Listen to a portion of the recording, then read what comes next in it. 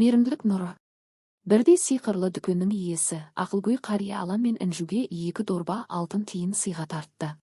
Бұл алтындарды тек мұқтаж жандарға көмектесуге жұмсаңдар деп ескертті ол. Бірақ қаланың жарқыраған билбордтар мен түрлі түсті жарнамалары балаларды арбай бастады. Бәрі осы жерде. Өз арманыңды сатып ал деген дауыстар Аланның ойын сан-саққа жүгіртті.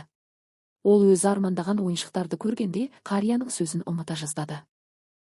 Тіпті қолындағы алтын тиындар да қызып кеткендей көрінді. Бірақ Інжудің ескертуі оны есін жиғызды. Бұл жылтырақтар бізді алдап тұр. Алан, жүр, бұл жерден кетейік.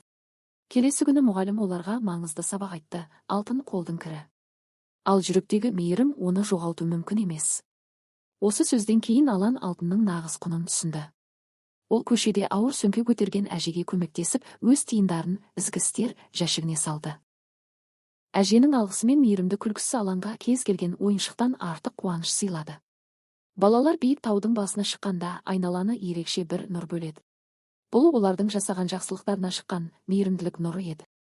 Шынайы бақыт тек өзің үшін өмір сүру емес, өзгелердің жүрегіне жылу сыйлай білуде екенін олар осылай түсінді.